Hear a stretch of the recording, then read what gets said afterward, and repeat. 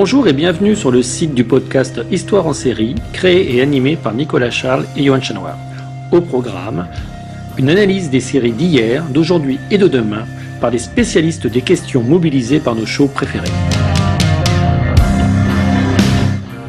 Histoire en série, c'est le podcast qui met en relation histoire, sciences humaines et séries.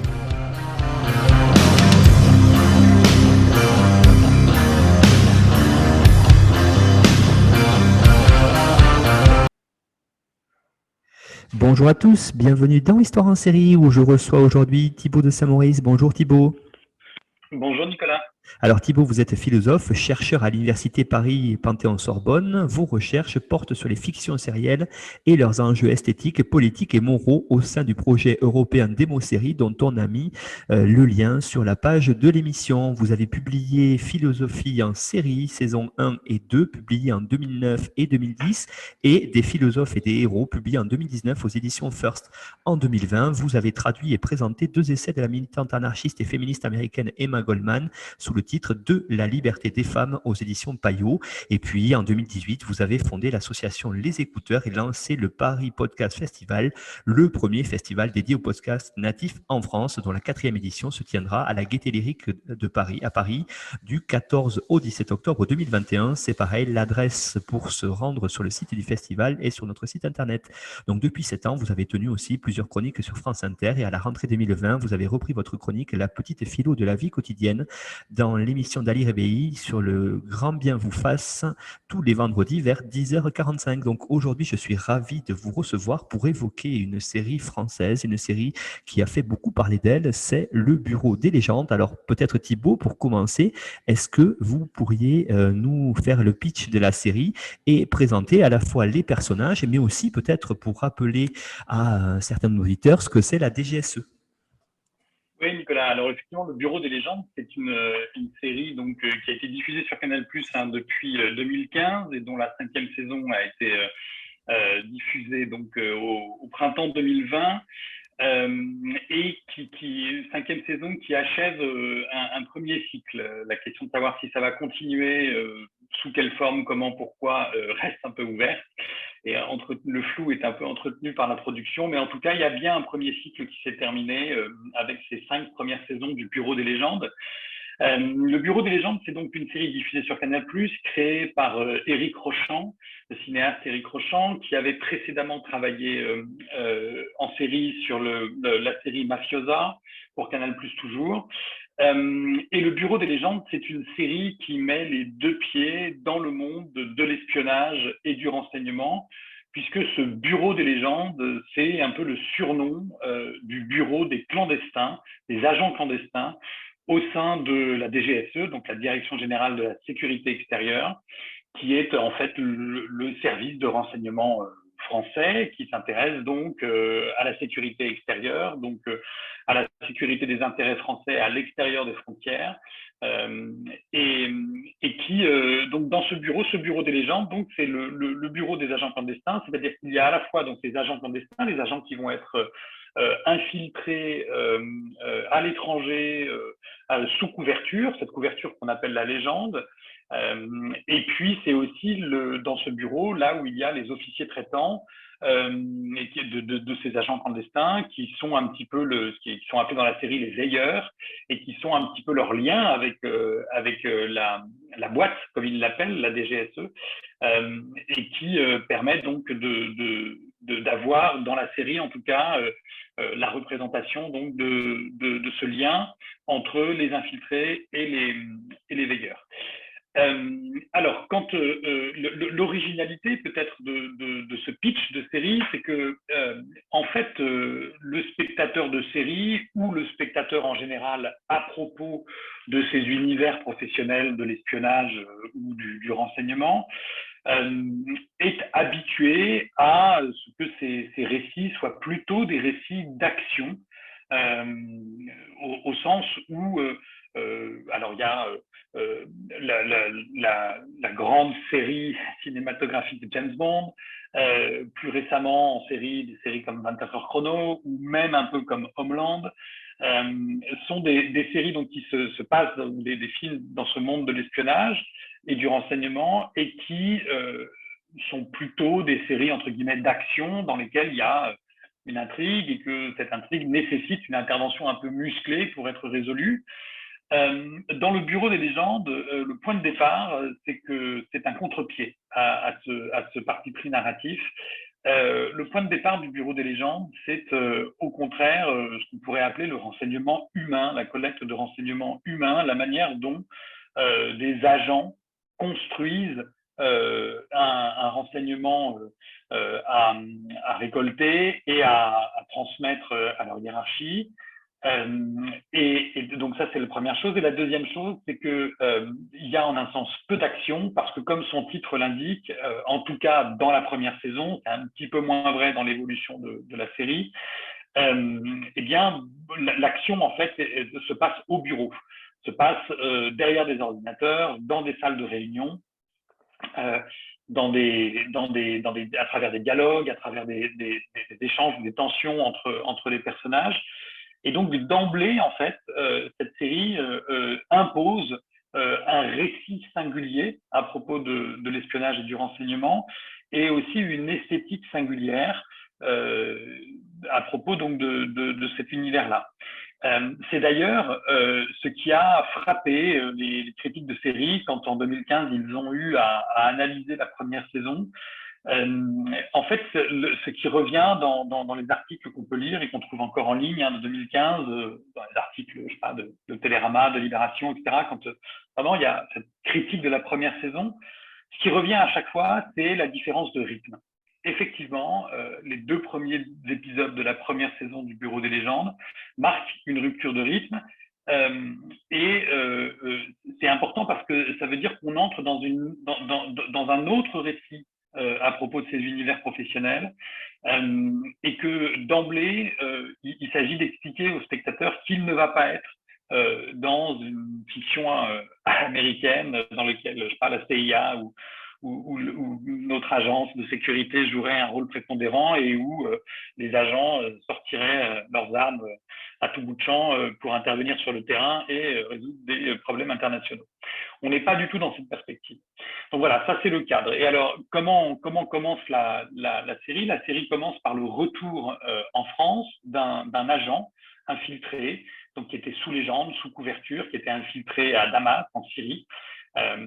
Cet agent, il nous est présenté sous son nom de code, Malotru, parce que tous les agents infiltrés de ce bureau portent des noms de code qui sont inspirés des insultes du capitaine Haddock. Malotru, donc joué par Mathieu Kassovitz, dont on apprend un peu plus tard que son vrai nom est Guillaume de Bailly, en tout cas son nom pour la DGSE, et que son nom d'infiltré, son identité de couverture, était celle de Paul Lefebvre. Donc d'emblée, un personnage complexe avec plusieurs dénominations, plusieurs identités. Et donc la série commence par le retour de Malotru après sa mission en Syrie. Et tout commence par un mensonge, c'est-à-dire que Malotru explique qu'il a rompu tous ses liens sur place pour pouvoir revenir, notamment ses liens affectifs et notamment un lien avec une femme, une Syrienne, Nadia El Mansour, dont il était l'amant en Syrie. Il explique qu'il a rompu ce lien, ce qui n'est pas le cas.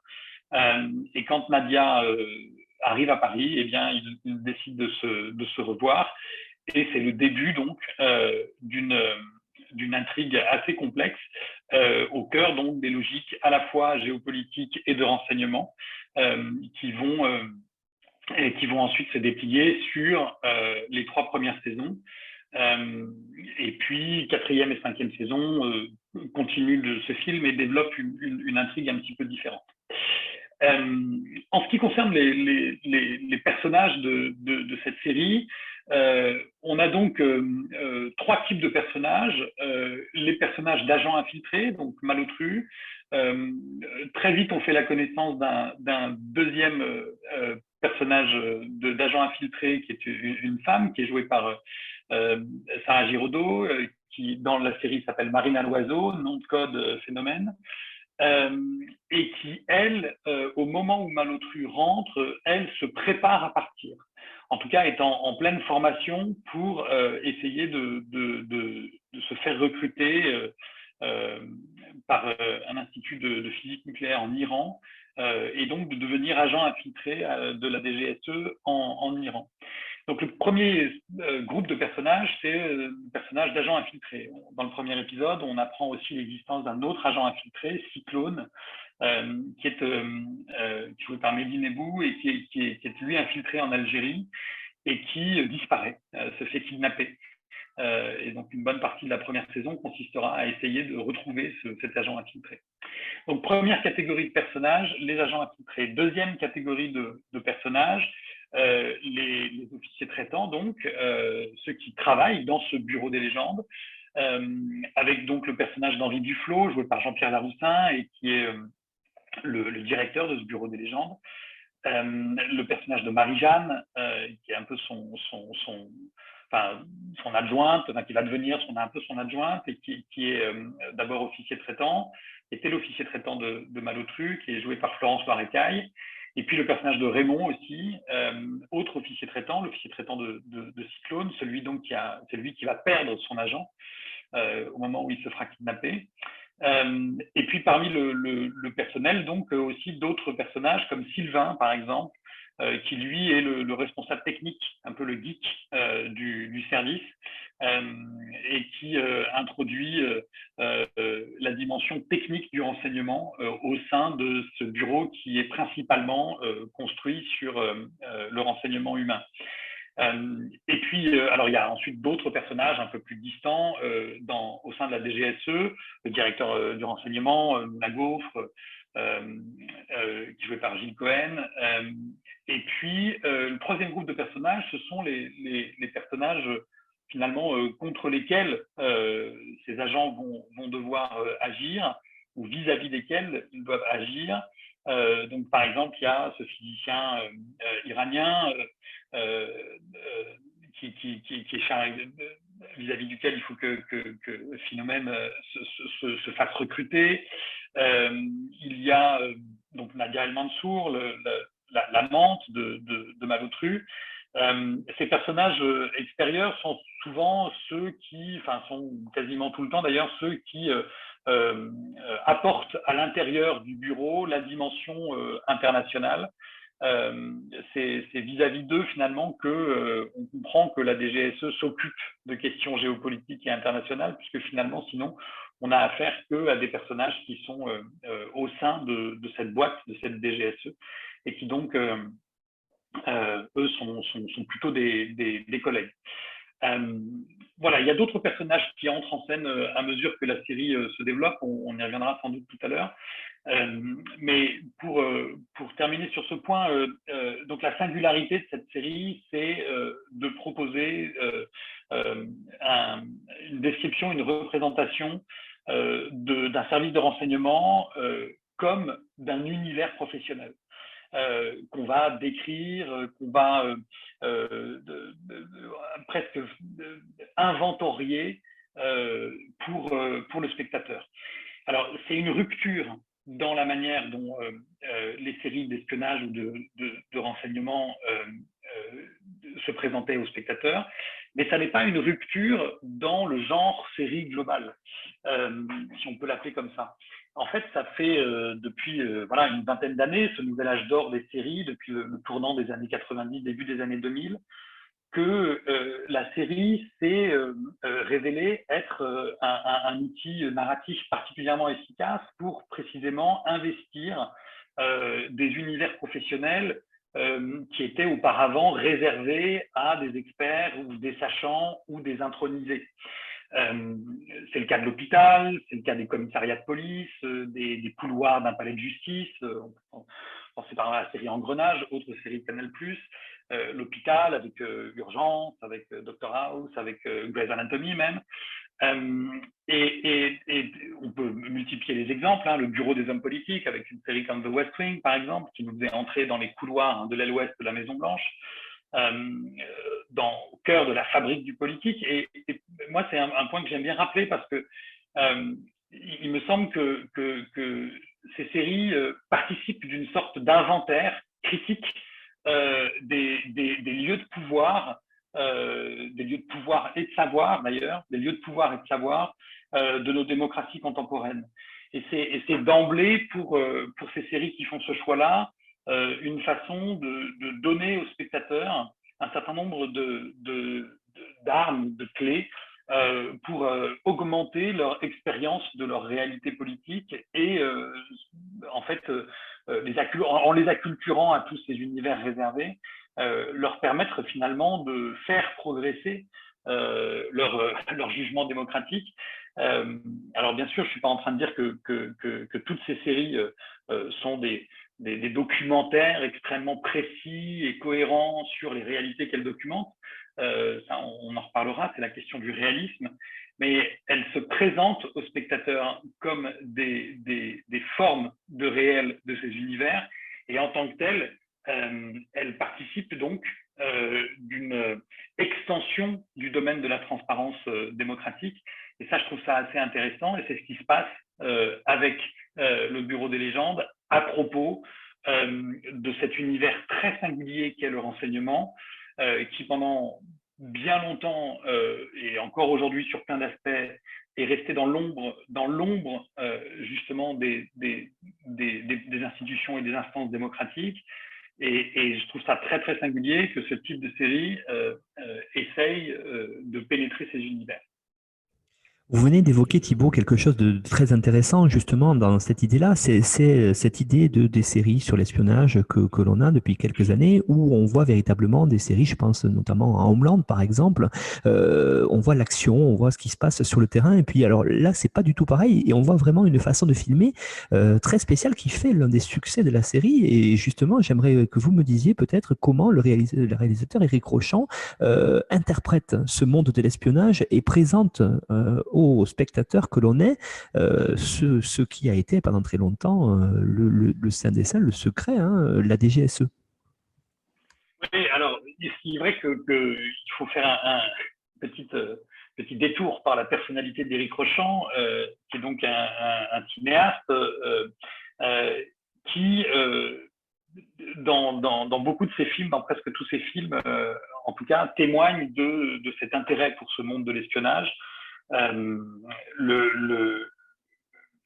Éric Rochant, c'est le cinéaste alors plein de films, mais le premier film qui a vraiment marqué les esprits, c'est son film Les Patriotes sur des agents du Mossad.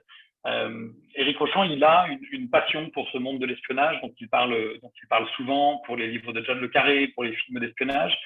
C'est un univers qui l'intéresse parce que pour lui, c'est un univers qui est une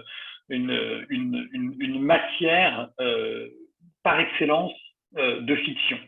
C'est-à-dire que s'infiltrer pour un agent, construire une couverture ou essayer d'obtenir des renseignements, en fait, c'est déployer des fictions.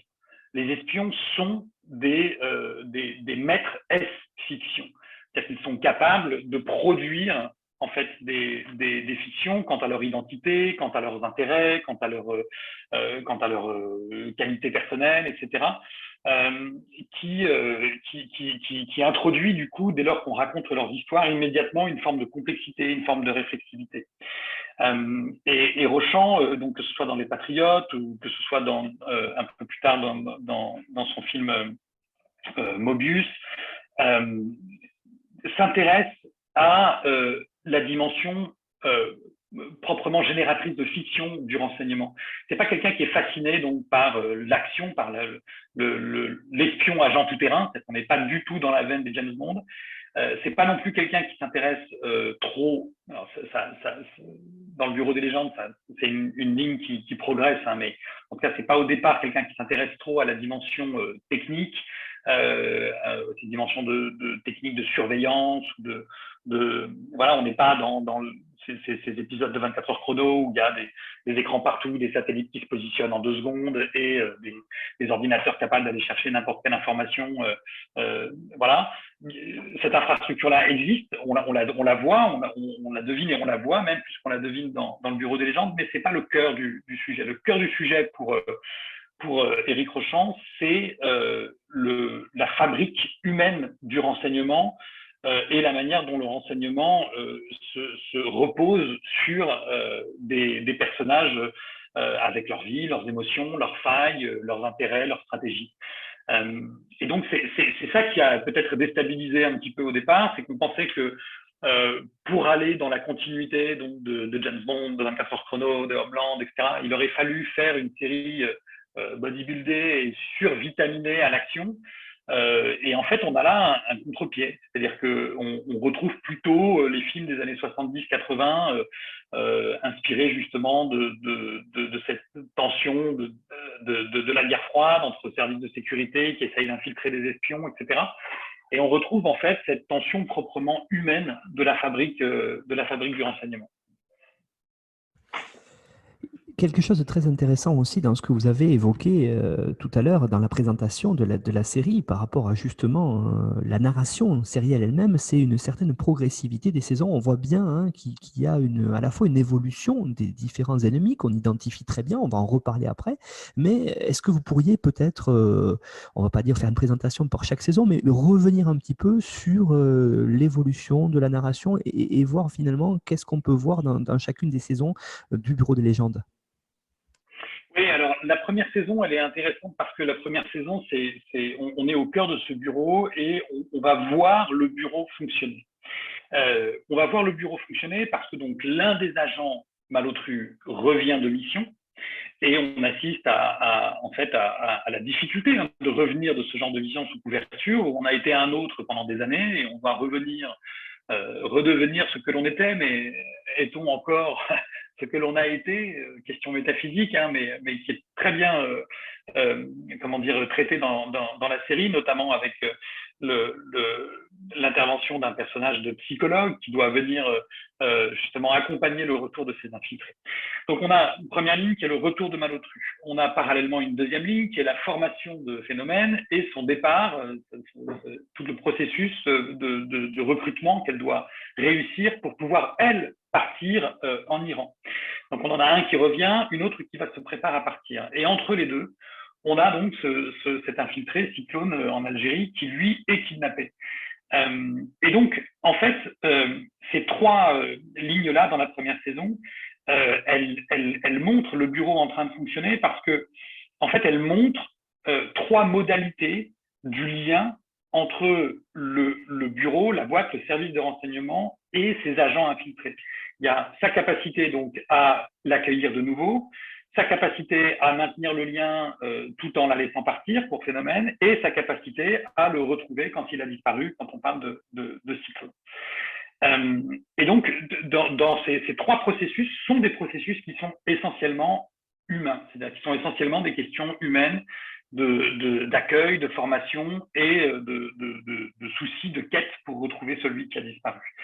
La dimension, encore une fois, technique ou violente de l'action est très limitée dans cette première saison. La deuxième saison poursuit le fil de cette première saison. Cette fois-ci, Phénomène est effectivement en Iran. Donc, Cyclone a été retrouvé dès la fin de la première saison. Pardon, spoiler alert, j'aurais dû le dire avant.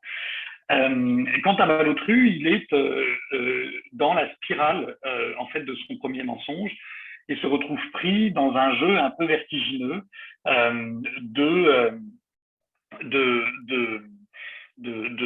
mensonges et de commencement de ce qu'on pourrait appeler une trahison, puisqu'il va, pour pouvoir sauver la femme qu'il aime, Nadia Al-Mansour, commencer en fait à entrer en relation avec la CIA, à offrir ses services à la CIA, et donc à d'une certaine manière trahir la DGSE, son service de rattachement. Et c'est la complexité de ce que Eric Rochon adore, c'est ces engagements d'intrigue à plusieurs bandes, ou de complexité de plusieurs niveaux, où chaque chose que l'on dit ou que l'on fait a plusieurs résonances et plusieurs niveaux de résonance. Ce qui est important, c'est que dans cette deuxième saison intervient aussi la question du terrorisme international, précisément du djihadisme de Daesh, puisque on apprend au cours de cette saison qu'un des bourreaux de Daesh qui s'est filmé en train d'égorger un journaliste étranger est un Français parti en Syrie pour le faire le djihad. Et donc la DGSE a pour mission de l'identifier, et d'essayer de monter une opération pour, si ce n'est l'arrêter, du moins le neutraliser. Cette opération est vouée à l'échec.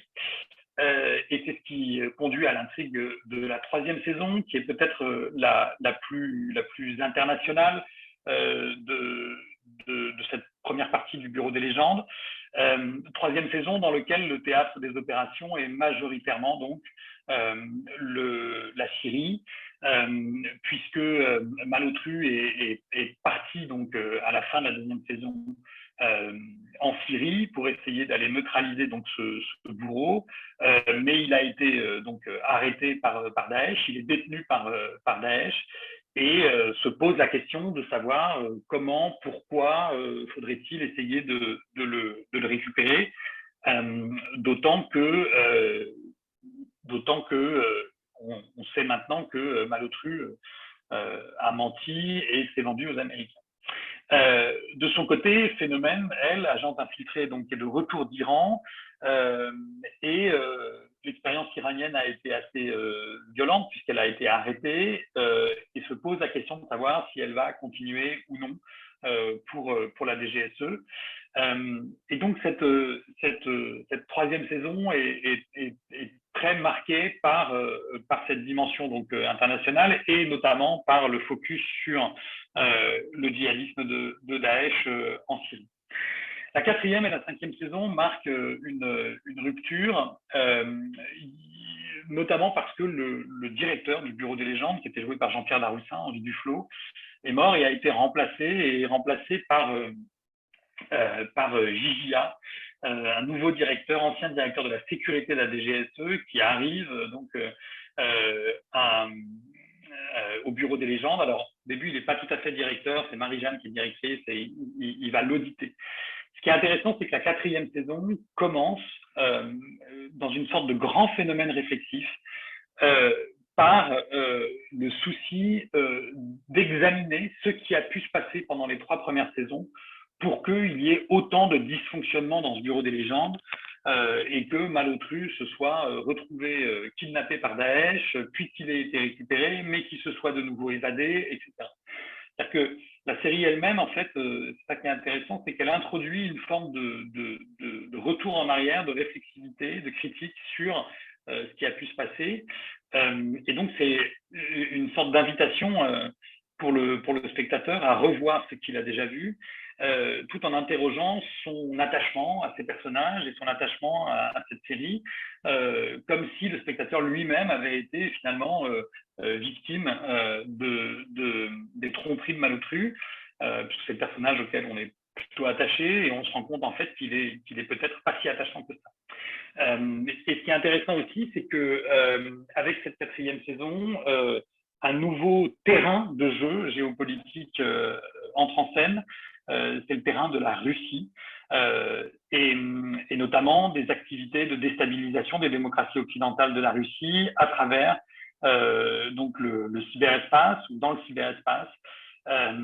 Et ce qui est intéressant, c'est que alors qu'on était, je l'ai beaucoup dit, dans un registre d'analyse et de description du renseignement humain, la question du renseignement technique, de la collecte de renseignements techniques et de la puissance technique de renseignement entre vraiment en ligne de compte dans cette 4e saison du Bureau des légendes. Et c'est ce qui va se déplier juste saison où la Russie reste le principal terrain de jeu des puissances, enfin en tout cas des services de renseignement, et où on retrouve de façon assez saisissante, après, ou alors que, ou pendant que l'action de la DGSE continue de se déployer au Moyen-Orient contre le djihadiste, eh bien, on comprend qu'il y a un peu un basculement et qu'on retrouve finalement des éléments, et c'est assez saisissant parfois, des éléments assez proches de ceux qui étaient le registre d'espionnage des années 70-80, c'est-à-dire à cette période de la guerre froide où c'était l'affrontement des 2 blocs. Alors les personnages restent présents tout au long de ces 5 saisons, Malotru, Nadia, Phénomène, Marie-Jeanne, Kisteron, etc. Donc ces personnages, on reste accompagné par ces personnages-là. Mais ce qui est saisissant, donc, pour résumer, c'est la manière dont, à partir de la 4e saison, cette série s'engage presque dans une propre critique de ce qu'elle a été dans les 3 premières saisons. Premier point. Et deuxième point, la manière dont, en plus ou à côté de la ligne narrative qui s'était déployée jusque-là autour du point chaud qu'était la Syrie et Daesh, surgit la question de l'action internationale de la Russie, et notamment sous l'angle de la cybermenace ou de la cyberguerre menée par des groupes de hackers plus ou moins soutenus ou abrités par les services de sécurité russes. Voilà.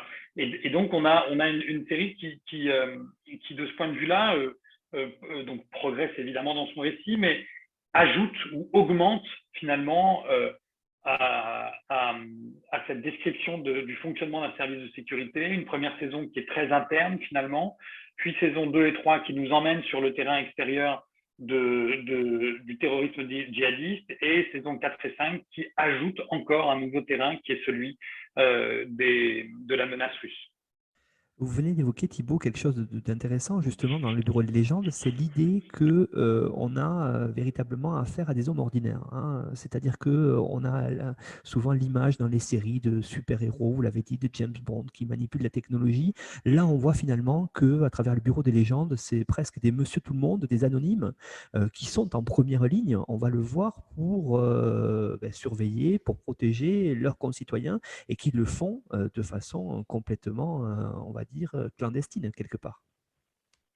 Et ça, c'est un point qui est très important, de la même façon que le décor principal, c'est celui du bureau, des bureaux boulevard Mortier de la DGSE à Paris.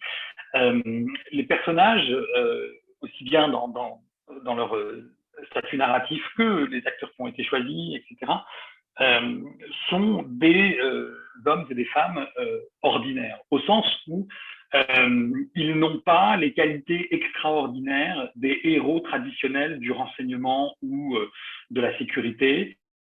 Donc, j'ai cité plusieurs fois James Bond, 24 heures chrono, même certains personnages de Homeland ou autres. Et que donc, du coup, ce qui est très saisissant, c'est que ce sont des gens ordinaires qui pourtant font un métier assez extraordinaire. Donc il y a deux choses. Il y a le cadre de la représentation. On est dans des bureaux avec même un décor, un matériel qui est de ce point de vue-là est tout à fait ordinaire. Il y a des scènes de cantine, on se croise dans des couloirs, il y a des ascenseurs. Enfin voilà, il y a la petite machine à café, il y a des pots parfois pour le départ ou le retour d'un collègue. On est dans un univers de bureau tout à fait ordinaire. Et c'est ceux qui opèrent, les agents qui opèrent, sont eux aussi des hommes et des femmes ordinaires. C'est-à-dire qu'ils ont les failles morales, affectives, émotionnelles des hommes et des femmes ordinaires. Ça peut être de la jalousie, ça peut être de l'ambition, ça peut être de l'anxiété.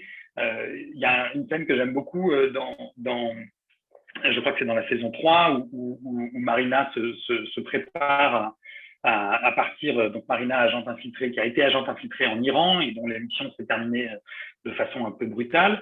Elle se prépare à partir pour simplement un congrès en Azerbaïdjan, je crois, sur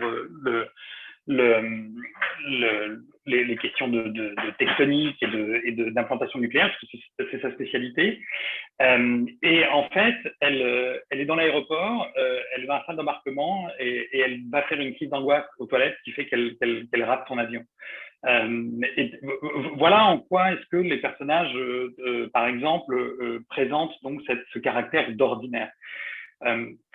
Cet ordinaire-là, il est intéressant. C'est pas qu'un parti pris esthétique, c'est aussi un parti pris politique, au sens où ça participe d'une normalisation en fait du regard que l'on peut porter sur ces agents de renseignement. C'est une façon de dire que notre sécurité est le problème de tous et concerne tout le monde, puisqu'elle est assurée au quotidien par des hommes et des femmes qui nous ressemblent, qui sont comme nous en fait. Et que bien sûr que leur métier a des dimensions extraordinaires, mais après tout, peut-être que si on entrait dans le détail, tous les métiers ont une dimension extraordinaire. Et donc, moi, je trouve ça très intéressant la façon dont, sans que ce soit, comment dire, souligné de façon insistante, la façon dont cette série en fait raconte la manière dont les services de sécurité participent d'une sorte d'ordinaire de la vie démocratique, au sens où il faut bien qu'il y ait des hommes et des femmes qui se soucient de ces questions-là, et que ces hommes et ces femmes finalement sont particulièrement finalement proches de nous. Alors ça s'inscrit aussi encore une fois dans ce genre série depuis une vingtaine d'années qui a comme souci de faire descendre un peu les héros de leur piédestal et de les rapprocher de nous et de montrer leurs failles, de parfois même faire d'un anti-héros le héros, type Tony Soprano ou dans Breaking Bad, son nom m'échappe à l'instant, mais le personnage principal de Breaking Bad.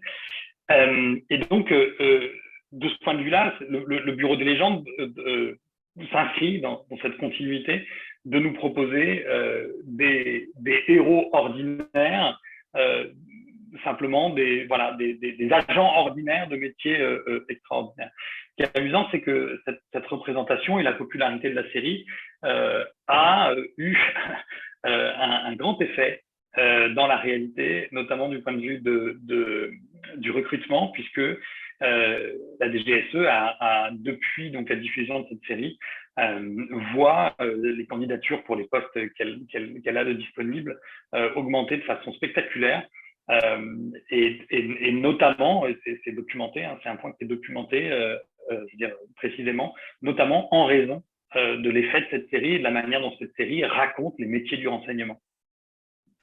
Et par rapport à ça, par rapport au métier du renseignement, justement, Thibaut, qu'est-ce qu'on peut dire sur une question très importante, justement, que peuvent se poser les spectateurs et les auditeurs du podcast, c'est qu'en est-il du réalisme? Qu'est-ce qu'on peut en dire? Est-ce que ça se passe réellement comme ça dans la vraie vie? Puisque là, on n'est vraiment pas dans un documentaire, dans une fiction. Oui, alors ça, c'est une question qui est intéressante et qui est très débattue, qui est très présente dans la conversation autour du Bureau des légendes. Parce que le Bureau des légendes est arrivé, s'est présenté au public avec justement cette promesse de réalisme ordinaire des métiers du renseignement. Et donc, avec toute une communication de la part de la production sur le fait qu'il s'était rendu dans les locaux de la DGSE, que le chef décorateur avait reproduit au tableau près, à la couleur des poignées de porte près, ce qu'il avait pu voir dans les bureaux de la DGSE, qu'ils avaient été accompagnés par la DGSE pour rendre leurs intrigues, leurs scénarios le plus crédible ou vraisemblable possible. Les acteurs eux-mêmes ont pu discuter avec des agents du renseignement. Et Éric Rochant est arrivé aussi avec son expertise dans le domaine de l'espionnage et cette promesse donc de rupture narrative, de rupture esthétique, en disant voilà, on va vous montrer vraiment ce que c'est que le métier du renseignement, ce qui se passe vraiment dans nos services de renseignement. Et ce qui est intéressant, c'est que les critiques ont été convaincus par cette ligne d'argumentation. Et il suffit de taper Bureau des légendes réalisme dans un moteur de recherche pour trouver de nombreux articles qui vont faire le vrai du faux du Bureau des légendes, c'est-à-dire qu'ils vont en fait accepter, même si c'est pour le discuter, l'hypothèse selon laquelle le Bureau des légendes détient, raconte, représente une part de vérité du renseignement tel qu'il se construit, tel qu'il s'élabore en France. Et ce qui est intéressant, c'est que tout au long de la diffusion de la série, donc sur les 5 ans de la diffusion de la série, même au moment de la saison 5, alors même qu'on en avait déjà beaucoup parlé, ces mêmes articles reviennent sur qu'est-ce qui est vrai, qu'est-ce qui est faux, qu'est-ce qui est vrai crédible, qu'est-ce qui est exagéré, etc.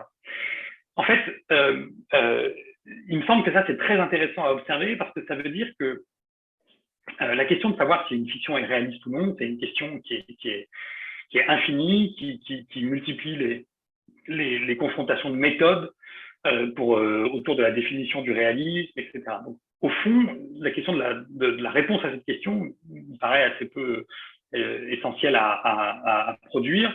En tout cas, moi, la réponse que je donnerais, c'est de dire que non, le Bureau des légendes n'est pas réaliste au sens d'une description véridique, vérifactuelle de la façon dont le renseignement se produit.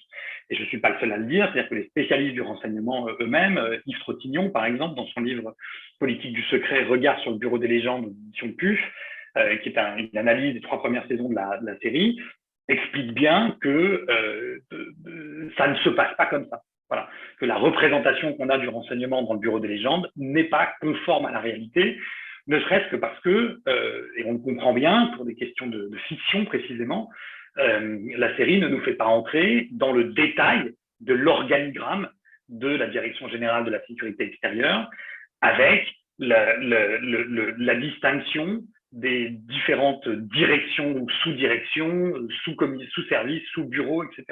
C'est une administration. Et on a l'impression parfois d'une grande fluidité ou perméabilité entre les services, ce qui en réalité n'est pas du tout le cas, disent les spécialistes. Donc, ce qui m'intéresse, c'est pas tellement de répondre de façon définitive à cette question. Il me semble néanmoins que, voilà, comme je l'ai dit, on a affaire à une fiction et que donc il y a un certain nombre d'écarts par rapport à la réalité. En revanche, ce qui est intéressant, c'est la façon dont cette série se présente comme offrant un spectacle réaliste.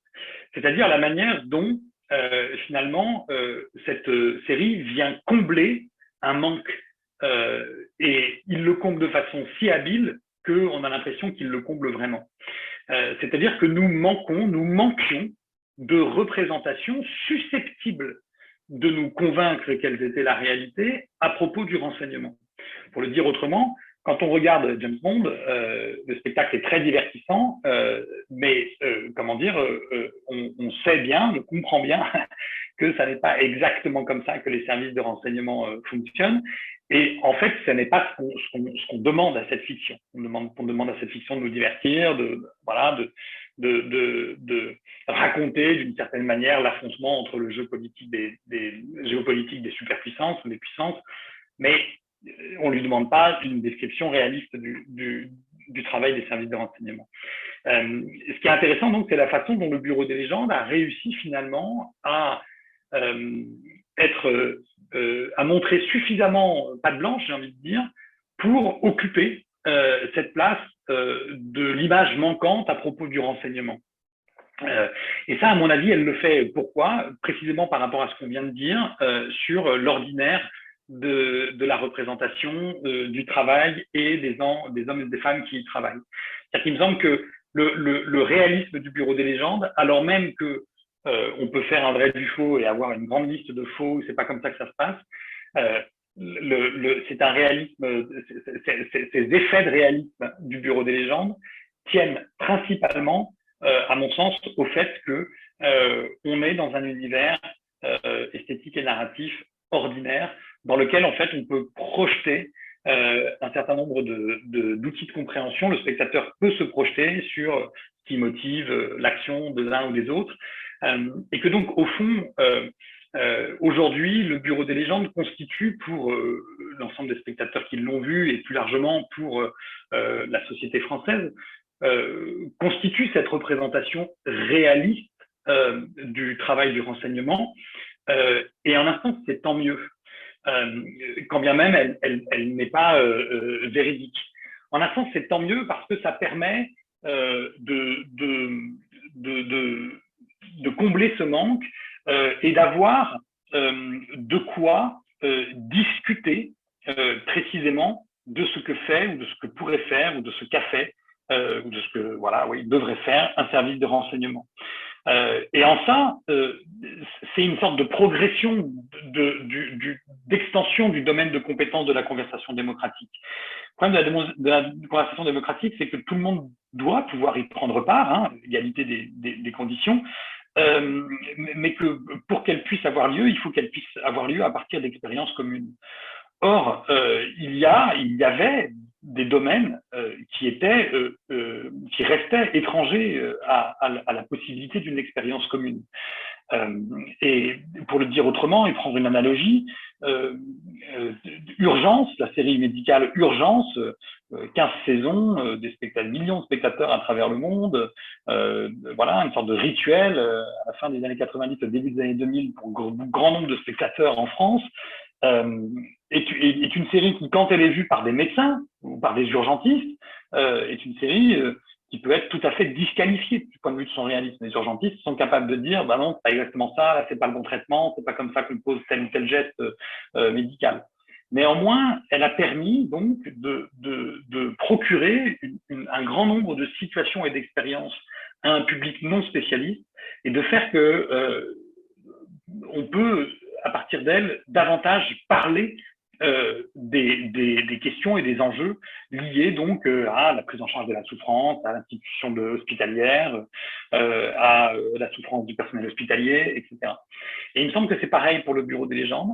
Le Bureau des légendes n'est pas une série qui documente précisément et dans le détail et de façon fiable le travail de la DGSE, mais c'est une série qui procure une expérience sur les enjeux, les difficultés, les complexités rencontrées par un service de renseignement et rend possible du coup une conversation plus large sur ces enjeux-là.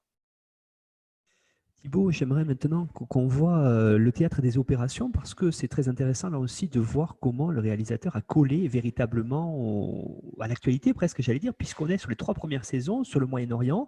On évoque la Syrie, on évoque aussi un poids très important de l'Iran et on est en 2015, vous l'avez dit, on est dans une période où il y a eu les attentats et par contre, ces attentats sur le territoire national, cette relation au djihadisme, elle n'est pas montrée depuis le territoire national, mais depuis l'étranger. Alors vous allez me dire, la DGSE, c'est le renseignement extérieur, mais comment est-ce que cela transparaît quelque part?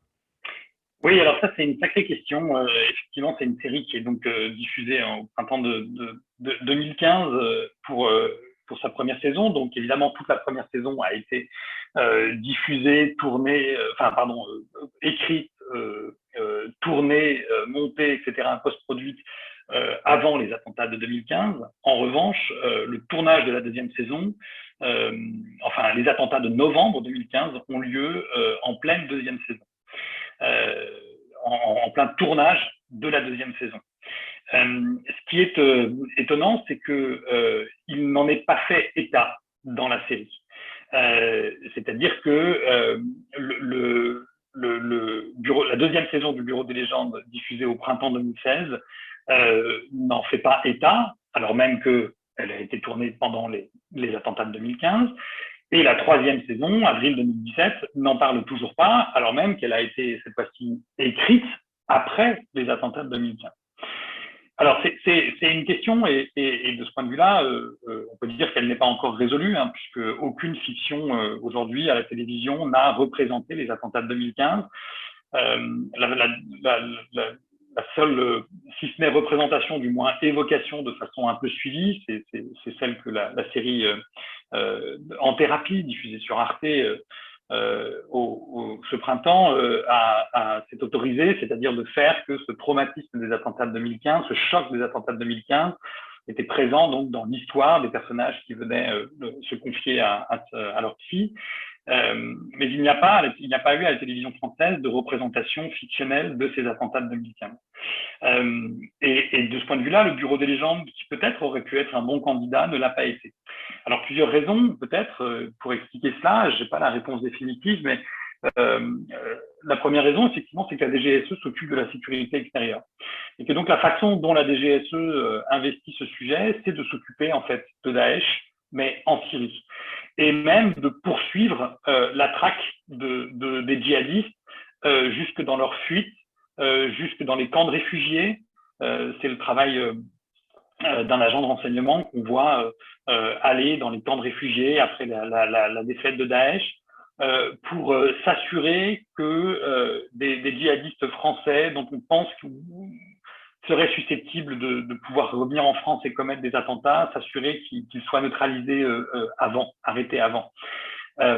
Donc ça, c'est une première piste, hein, c'est que le Bureau des légendes s'intéresse à la DGSE et que la DGSE s'intéresse à la préservation des intérêts français sur les théâtres extérieurs.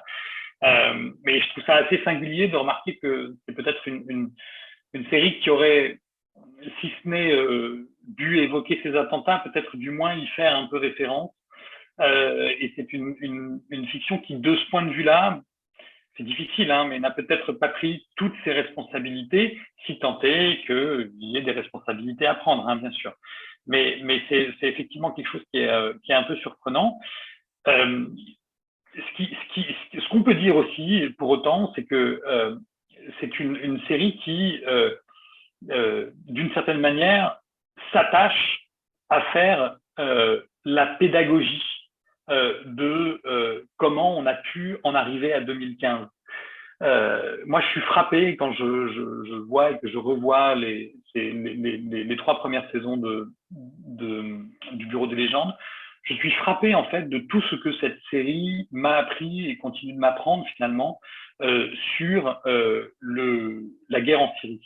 Je pense à une scène notamment, je crois que c'est fin de la saison 3, où Nadia El Mansour, donc qui est syrienne et qui travaille désormais à la Commission européenne.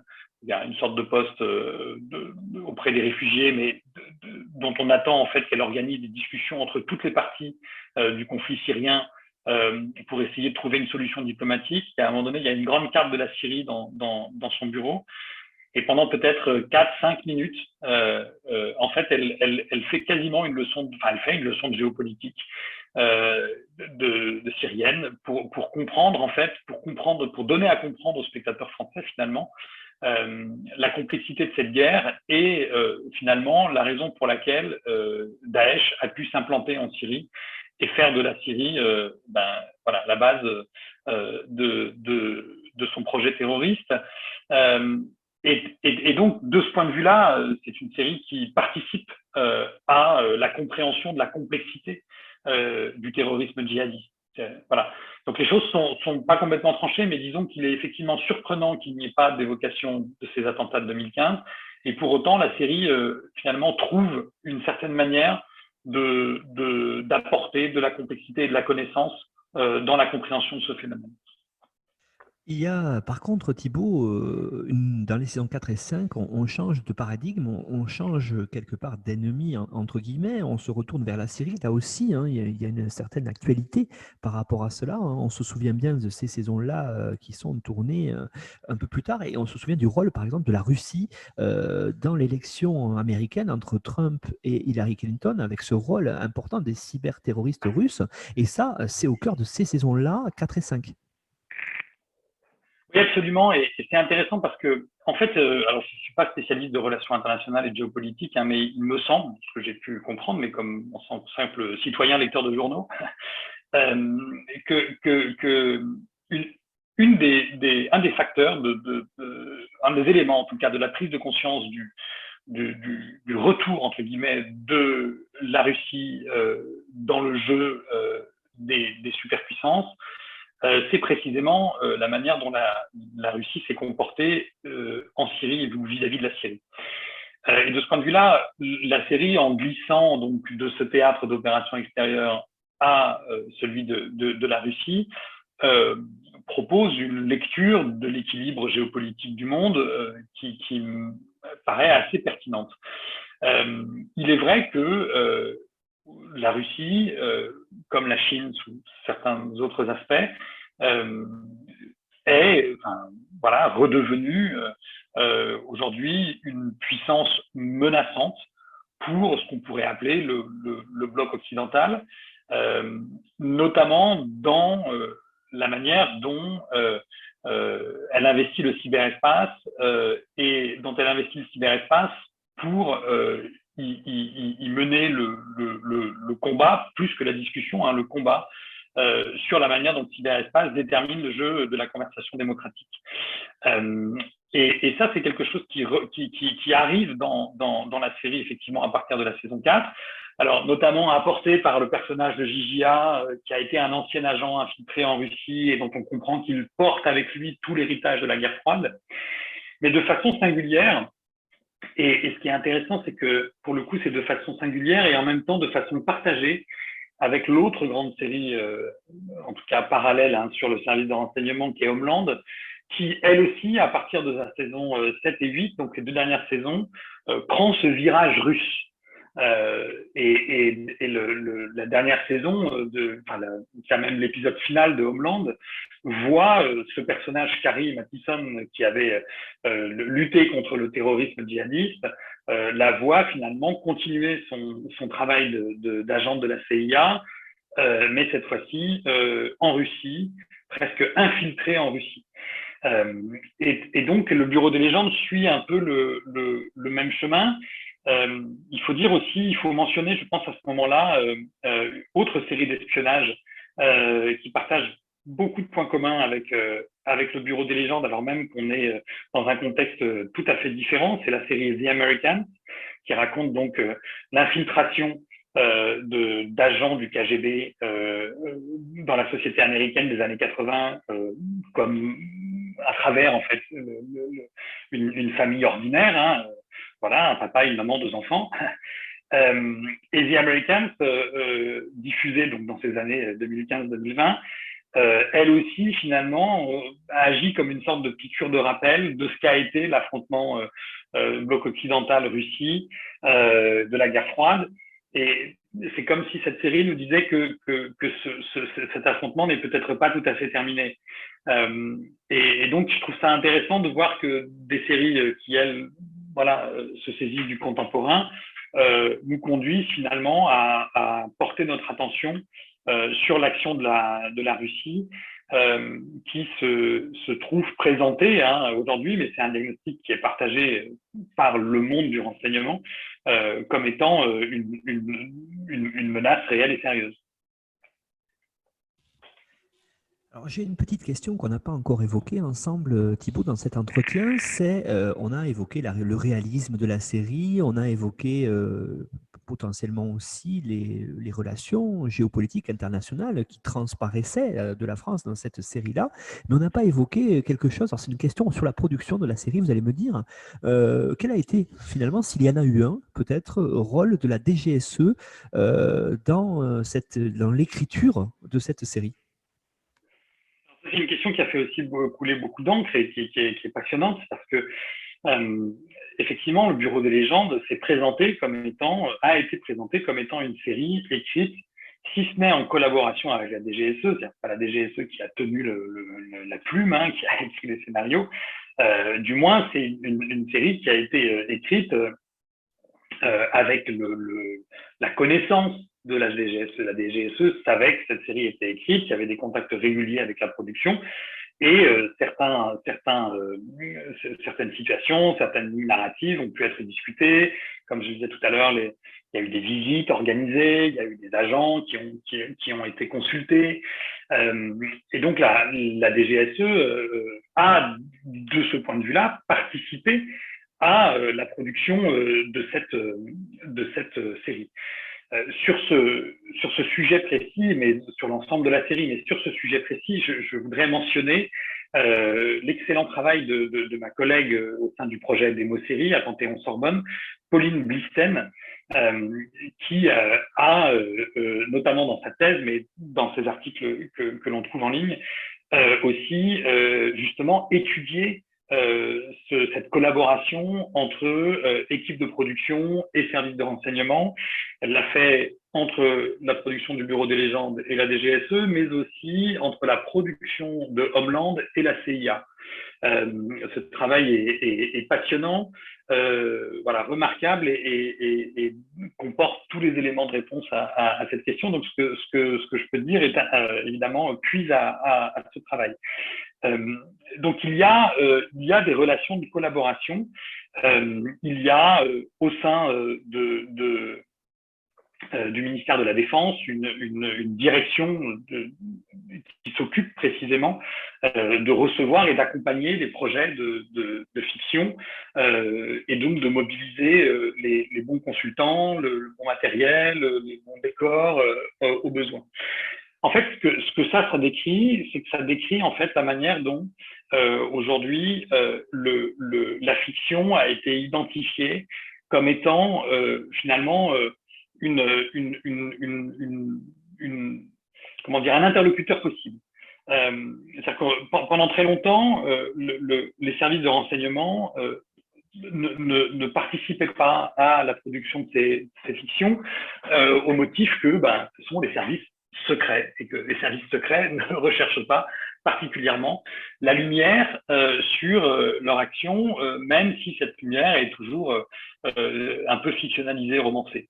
Il y a un changement de politique, il y a un changement d'attitude qui est d'ailleurs commun à plusieurs services de sécurité. C'est le cas aussi pour la CIA aux États-Unis et c'est le cas pour la DGSE en France.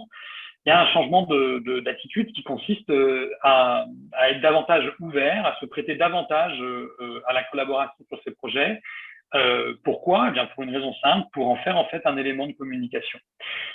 Pour faire en sorte qu'on ne parle pas seulement des services secrets quand il y a des scandales, des échecs, type voilà, des gens qui sont déjà un peu plus âgés, mais souvenez-vous l'attentat contre le Rainbow Warrior, par exemple, voilà, scandale du renseignement français. Faire en sorte que la DGSE ne fasse pas seulement les titres des journaux, ne soit pas seulement l'objet d'une conversation publique quand il y a des failles ou des erreurs, mais que l'on puisse aussi en fait produire, c'est de la communication, produire un discours positif, que ça puisse améliorer la réputation de la DGSE au sein de la société française. Donc il y a clairement un intérêt d'un service de sécurité à accompagner ce type de production. Puisque en plus, et ça c'est ce que montre très très bien Pauline Dissène, en participant ou en acceptant de collaborer, en fait le service de sécurité, en l'occurrence la DGSE, garde une certaine maîtrise de ce qu'elle dévoile. C'est-à-dire que celui qui dévoile une partie du secret, décide ce qu'il dévoile et donc décide aussi ce qu'il continue de cacher. Et donc, plutôt qu'à une sorte de grand mouvement de transparence et de porte ouverte, on assiste plutôt à une sorte de recomposition, ce qu'on pourrait appeler du territoire du secret, enfin une recomposition de la manière dont le secret finalement s'organise, puisque si l'on accepte, par exemple, de donner quelques infos sur comment fonctionne un service d'agents infiltrés, de l'autre côté, eh bien, ça nous permet de continuer de dissimuler tel ou tel type autres d'actions de ce service de renseignement. Donc voilà, il faut être très lucide là-dessus. C'est un travail qui est en cours, qu'il faut faire, un travail d'analyse critique des conditions de production, pour d'un côté reconnaître effectivement qu'il y a une collaboration, mais que de l'autre côté, cette collaboration, elle peut être elle-même questionnée. Et enfin, on l'a déjà dit, mais dernière raison pour laquelle la DGSE finalement participe collabore en tout cas à la production de cette série, enfin, encore une fois, pas directement. C'est pour, encore une fois, donc une question d'image et donc une question de recrutement. C'est qu'aujourd'hui, en fait, devant la complexité des menaces à laquelle la DGSE doit faire face, il faut que ça soit une institution attractive. Et il faut qu'elle recrute de bons analystes, de bons techniciens, de bons informaticiens pour pouvoir être efficace dans les réponses qu'elle offre. Et de ce point de vue-là, le Bureau des légendes, et certains le lui ont reproché, mais agit comme une grande campagne de recrutement pour la DGSE.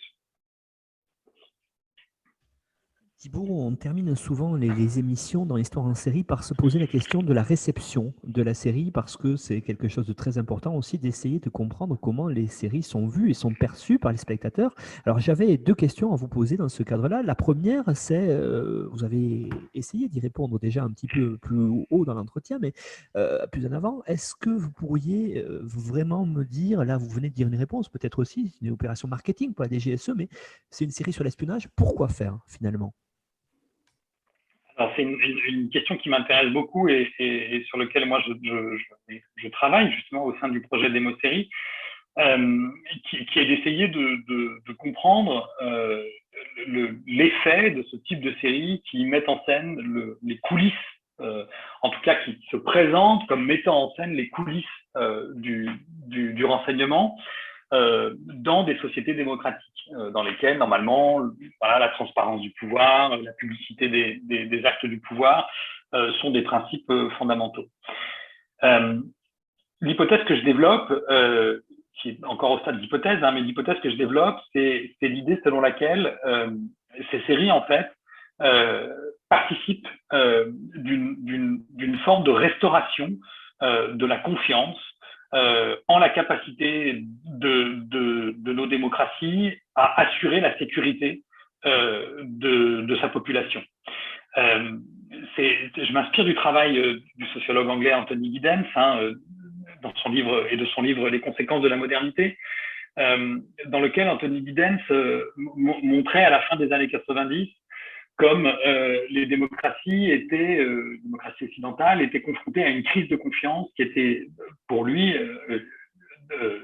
expliquée par le fait que les populations finalement n'avaient plus confiance en la capacité de leurs gouvernants ou même de leurs administrations, enfin des systèmes experts de ces sociétés, n'avaient plus confiance en ces systèmes experts pour leur procurer en fait de la prospérité, de la sécurité, du travail, etc.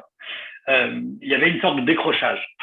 Il me semble que ce qui s'est passé depuis 2001, les attentats du 11 septembre et puis tous les autres attentats, jusqu'à 2015 et en tout cas pour la France jusqu'aux attentats de 2015 et jusqu'à encore voilà récemment ces attentats entre guillemets isolés ou entre guillemets ordinaires de l'assassinat de Samuel Paty, l'assassinat de Vassili Dionis, etc.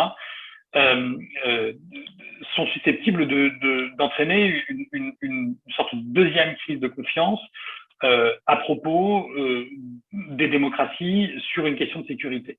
Comme si la démocratie, par ses choix de transparence, de justice, d'état de droit, n'était pas capable de se défendre d'une menace qui, elle, ne reconnaît aucun droit, aucune justice, comme si c'était là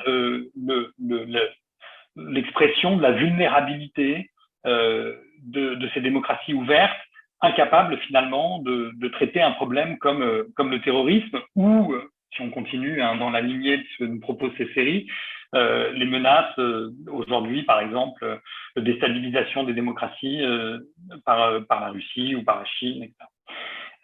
Et donc, il me semble que ces séries peuvent, en tout cas, participer d'une restauration de la confiance en un système expert qui est un service de renseignement au service donc de la sécurité des populations.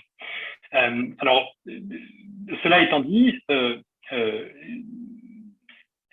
cette restauration, elle se fait de façon complexe. Pourquoi? Parce que, comme on vient de le dire, le Bureau des légendes, c'est pas la chronique super héroïque d'agents tout-terrain capables de trouver des solutions à tout.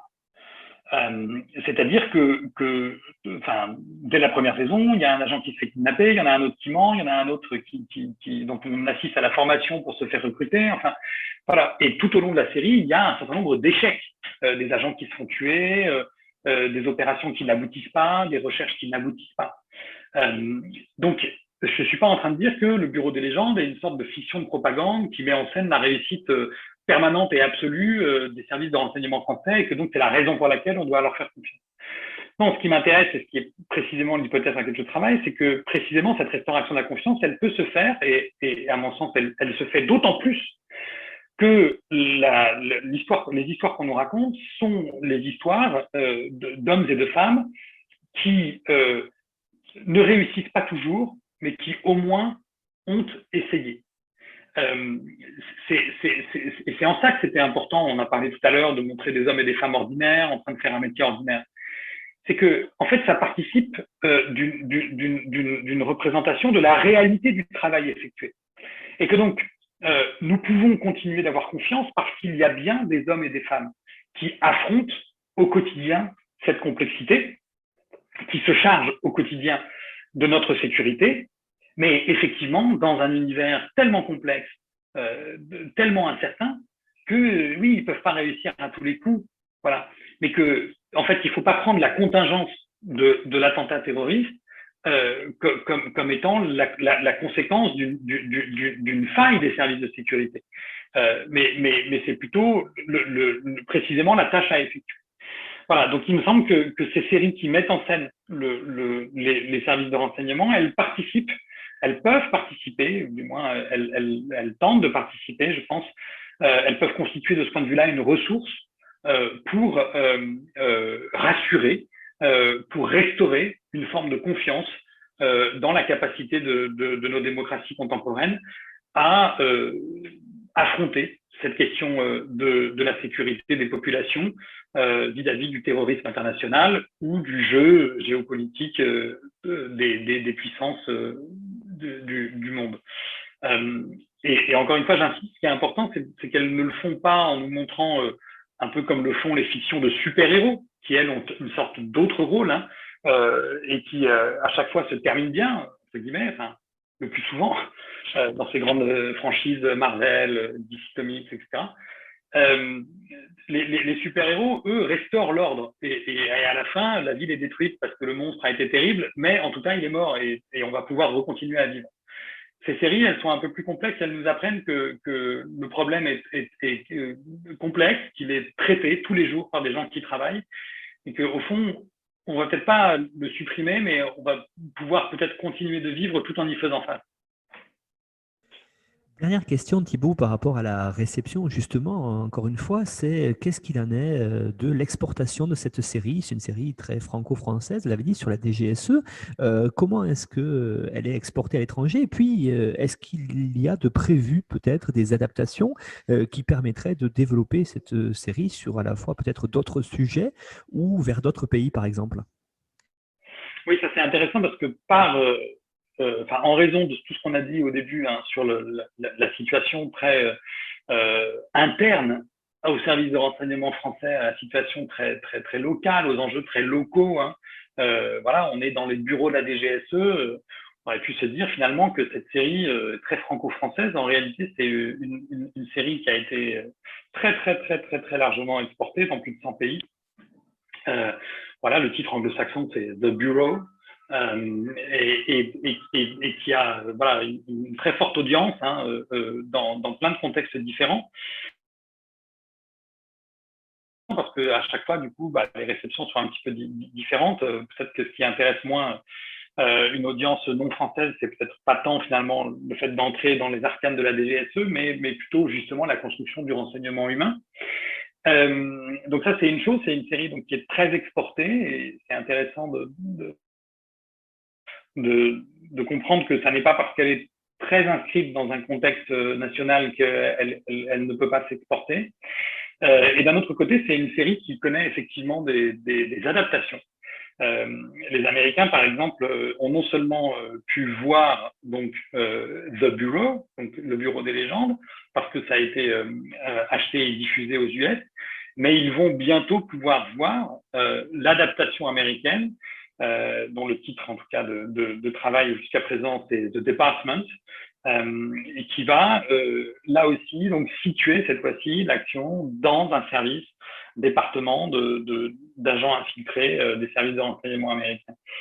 Et donc, ce qui est intéressant, c'est que bon, il y a plusieurs analyses à faire là-dessus, hein, mais donc une première, c'est sur le fait de cette articulation hein, d'une narration ou d'une histoire très très locale finalement à un intérêt plus global.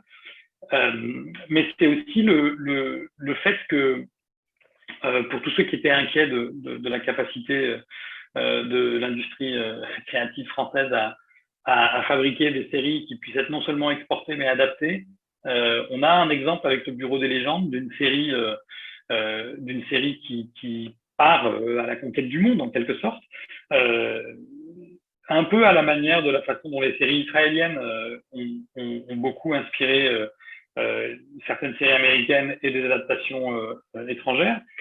Et de ce point de vue-là, c'est intéressant aussi, c'est que le parcours d'Éric Rochant lui-même, hein, qui travaille sur des projets directement aux États-Unis maintenant, est révélateur d'une sorte d'avant-après Bureau des légendes. C'est-à-dire que le Bureau des légendes, un peu comme une sorte de point de basculement de la production française, qui, avec cette série, a été capable de produire un programme qui, alors, du point de vue narratif, esthétique, etc., retrouve un peu les standards de la fiction américaine, mais surtout, peut-être que justement, ce qui est intéressant, c'est que ça se fait avec une forme de parti pris singulier, qu'on a beaucoup décrit, de ce parti pris de la vie ordinaire d'un bureau, etc.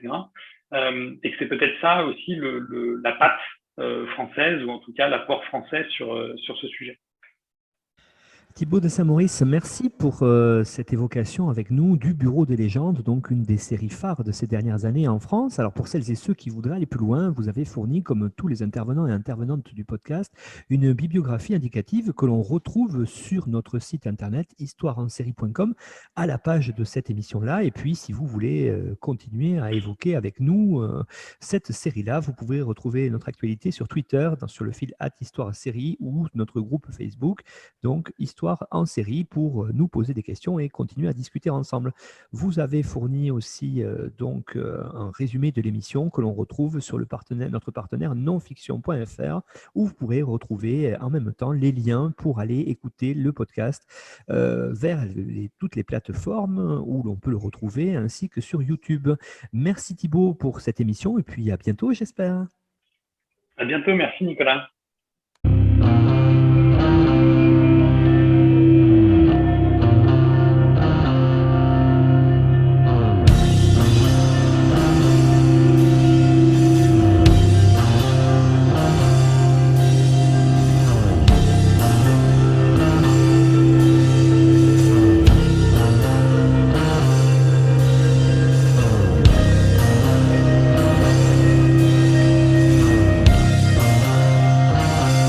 Retrouvez-nous sur Twitter @Histoire en série pour connaître le programme à venir ainsi que des conseils bibliographiques.